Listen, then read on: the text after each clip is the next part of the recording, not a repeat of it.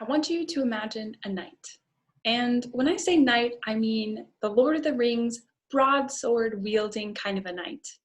And this knight is a good guy. He's about to go into battle and defeat all these bad guys. We watch him run across this field. He's at full sprint. He's about to engage in combat, but you notice something. He's not wearing any armor. And we've all watched enough movies and read enough books to know that without armor, this knight isn't going to last very long. This knight is actually a plant, and this plant is something we call a next generation crop.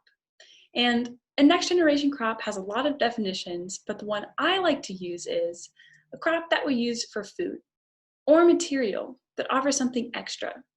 It offers something we don't currently see broad scale in agriculture. The next generation crop I work on is called Silphium integrifolium, but we'll call it Silflower for short.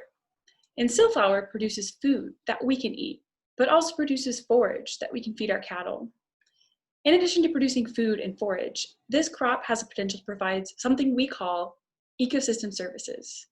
These ecosystem services are what make Silflower a next generation crop. Ecosystem services of Silflower include being an abundant pollinator resource, acting as erosion control in high-risk areas.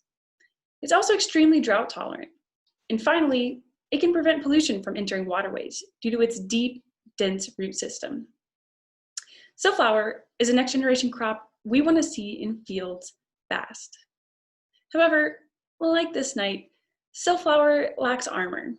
It's constantly being bombarded by pests and pathogens that we haven't had time to breed for resistance to yet. These pests and pathogens cause damage that can prevent us from using Silflower as food and can prevent these ecosystem services that we want to see in agriculture from being effective.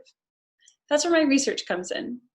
I believe we can speed up the process of armoring this crop by going into wild populations and finding armor that already exists.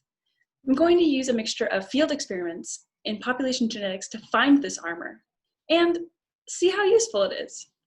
If we successfully find this armor and integrate it into breeding programs now rather than later, we can speed up the introduction of this necessary crop into farmers' fields.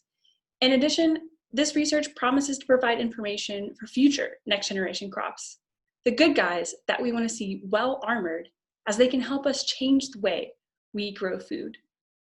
Thank you.